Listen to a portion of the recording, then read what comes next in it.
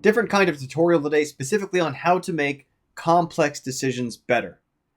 Now, you might wonder what kind of complex decisions. What's nice about this is it's incredibly general. It can be used for anything from which kind of game to work on next to, at some level, where to go when your family's in town to, it's actually is literally how decisions get made for enormously sophisticated financial institutions, hospitals, all kinds of research practice. We're going to be looking at the improper or the casual version of it, which again is actually a really, really powerful decision-making technique. And literally, it involves spreadsheets. Now, don't be scared if you're not into spreadsheets, not into math. It's pretty simple at its core once you kind of see how it works. I'm going to walk you through exactly what I do. I'm going to do it in Excel. You could be doing this in Google Sheets, in Pages. Is it Pages? Numbers? Whatever the Apple version is of this. But anyway, as long as it's spreadsheet software, it can basically do what we need to do.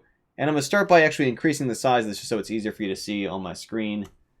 Let's 4x everything. All right. And so the idea is, let's say we're trying to decide between a bunch of different things. Where this has come from me in the past is I had a training client who'd made like 100 games, ideas, written down that he kind of wanted to work on. All of them interested him, and he couldn't figure out which one to make next. And this has actually come up a few times this week for people having to do, what should they prioritize in terms of the different things they have going on in their life. We had maybe a few days ago, video about trying to narrow in your focus, don't spread yourself too thin. I think I was referring to you don't get points for frags you don't finish in online shooters. This is, again, an outdated term. But we're going to talk about how we can do that. And let's, again, you kind of zero in this case here if there's different kinds of games we want to make. And so, I don't know, maybe one's like, I have this like match 3 giraffes idea. Let me kind of give myself a little more room. And maybe I've got an idea for like a Sonic-like platformer. Maybe I've got an idea for like a 3D space shooter. And each one of these is referring to something more specific than what I have here. This is not just saying that everything you need to know about it is there. These are kind of reminders to me of stuff that I've maybe got other notes about in my Trello boards. I've been jotting other notes on paper. I might even refer to one as like the Scooby-Doo thing, and like knowing like that's not really about Scooby-Doo, right? It's just that that can remind me that's my hook to what I'm referring to. And then what we come down to is, okay, again, maybe we have a list of 50 of these, and maybe they're not games at all. Maybe they're careers we might have pursued, whatever. Then we come up with what are the criteria that we would use to decide between them, right? If we were trying to argue between one of these or the other, we think about kind of, holding up one by one, this one or that one. What are the factors we'd consider? And so this is where we might put things like, how much will we learn from it? Okay. We might think about how much will I enjoy working on it? Might think about how quick can I get it done, right? Is it impressive to others? Will it look good in my portfolio or my resume? A pretty important factor, right, is like am I ready to tackle this? How confident am I that I can do that game justice? Okay, and obviously, again, this is what's nice about this is we could have 3 factors, we could have 20, as many as we want, and then we go through and we score these in terms of, okay, giraffe's idea, how much will I learn from it? Not a lot. It's just match 3 / maybe I've even done match 3 before. It's why I'm personally not going to learn much from it. Enjoying it, not going to enjoy it, but I can do it pretty quick. Again, I can probably even base it on the code of the other one. These aren't necessarily on a 1 to 10, 1 to 5 scale, but we can kind of do it in whatever numbers we want. How impressive will it look? I don't know. It might help impress people who wanted to give me contract work. And so maybe actually let's put another factor in there of like financial career relevance. And how ready am I to do it? Again, I've done a game like this before, so maybe pretty easy. And then money, again, might find contract work. It's going to be a tough line of work, though, for me to do independently. So on a platformer, I'll learn a lot. Maybe I haven't done a platformer like that before. Probably enjoy a lot about it. How quick can I get it done? It's going to take me a long time. How impressive will it be? Probably, Sonic's up there in terms of how impressive platforms are. Readiness, maybe I feel a little shaky about that one. Money potential, let's say I know I'm kind of going to be in over my head, so me personally, I'm going to say that's got low money potential for me. That would be a passion project. 3D space shooter, learn. Maybe I'm new to 3D, enjoy it. Maybe that's for a reason because I just like doing 3D models. How quick? I know I'm going to take a lot trying to do Blender models. Impressive. I don't know. Could look pretty spectacular if we get it right. How ready am I? I feel reasonably confident to fill it out. And money potential, let's say it's a low. Scooby-Doo thing, which again, not about officially Scooby-Doo. It's just a reminder to myself of a certain kind of thing I've been thinking about. How much will I learn from it? I don't know. 5. Doesn't really matter at this point, right? We're just going to throw some numbers in there. Who knows? Okay, so now we have these different factors filled out. And again, these are the pure gut feelings, right? This is what makes this an improper linear model. When hospitals, when financial institutions, when stockbrokers, whatever, make decisions with a linear model, they're doing something much more formal and rigorous that involves statistics, that involves empirical past data, all kinds of other stuff. We're not messing with that today. This is intuition. And what's nice about this is we can zero in our considerations of, okay, these are the factors that I know are important to me. These are the things that I want to decide about, and I can just think about each one in isolation, separate from all the rest. And now, here's where it starts to get really handy. We can score it. And now the first way we can think about scoring it, just because it's going to be very, very easy to do, right, is we could say equals sum, and the same syntax will also work in Google Sheets or comparable packages that aren't Excel. And so, hit left, hold down shift, hit left 5 more times. So I'm summing from B2 to G2, that entire row, press enter. So there's the score of that whole row. And so now I can see that based on the criteria that I said were important to me, these criteria, how I thought each one aligned to that criteria, I can see a number for it. Right? So I can see like, okay, well, Sonic Like Platformer seems pretty high on my criteria, high on my priorities. Scooby-Doo thing, lowest out of all the ones I've considered. And, you don't have to live and die by this, right? This is something like the old saying where, the old trick, right? If you flip a coin in the air between two things you can't decide between, and when it comes down, you're wishing for heads because really deep down, that's what you want, then just do the one that you put heads on, right? Because the whole point was to answer the question. If you find yourself feeling like you'd have to fudge these numbers to give a higher score to one than another, then that's your clue that that's the one to maybe go for, right? That's okay to, again, trust your intuition a little bit. What this is also good for is, again, if we have an enormous list, dozens of possibilities like this guy who, once again, had so many game ideas he wanted to work on, couldn't narrow it down. What it let him do was narrow it down. So maybe he didn't go with the highest score, but he could then narrow it down to the ones that, like the top 5, the top 10, based on this like semi-reasonably graded criteria to figure out that, okay, well, those are things that meet, they're going to check his boxes for how much he's going to be glad he did it. It's going to look in his portfolio. He's ready to do it and so on. Now, another element to this can be a little more sophisticated. By the way, we can totally sort on these, right? It's one of the things we can do in spreadsheet tools, sort on that column. But another layer of this that turns it into a little bit more fancy of a model, when we just did the sums of those columns, it assumed that each one of these criteria is equally important to us. Rarely is that true. And so instead, what we can do, let me insert a column or another row above it. Right-click over here, insert. Let's think about a multiplier effect, okay? So, maybe by default we picture they're each of one multiplication.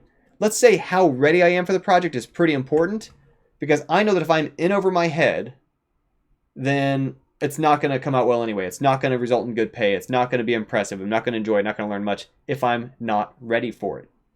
Okay, let's say how impressive it is. Isn't that important to me? How fast it is? Maybe I'm a big believer in the mentality of small bets, of rapid iteration, of lots of experimentation. I want to put double emphasis on how fast it is. And my mission right now is to learn. Okay, so let's throw a power 3 on that. And these don't have to be, you don't have to have one for every number. You have to have 1, 2, 3, 4, 5. Heck, I could have 2 3s. Again, this is improper modeling, and we know we're not trying to do anything statistically rigorous. We're just thinking through how much X3 learning to me is 3 times as important as my enjoyment because of the phase of life or skill practice that I'm in. And so now I can do these calculations. It's going to look a little tedious at first. I'm going to show you it doesn't have to be that bad. And so it's literally learn times the multiplier for that row plus enjoy times the multiplier for that row plus, and you see what we're doing for each one. It's the score. Oops. Oh no. Hold on. D3. Now I can also, once we start typing these, I can keep doing clicking of plus, times. Also, obviously, too, once you see the number pattern, you can just sort of type them in. It can become a little faster than what I'm doing. I'm trying to be explicit. I know not everyone here is proficient in spreadsheeting. Times 1. Bam.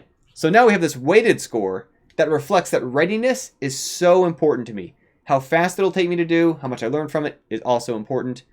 Extra important compared to enjoyment or maybe, again, money. It's important, but maybe I've got a day job I'm carrying, so I don't have to stress myself on these games, covering my rent or something. So out of these, now we have one of these. We don't want to do it for every single time. If I drag this down, we're going to have the problem in Excel if it's going to get real confused because it brought down the top row with it. And so this is, simple spreadsheet technique, but again, kind of not everybody's familiar with this necessarily. For these ones that are for the 1 position, right? We want to keep these in the column that they came from, or the row rather.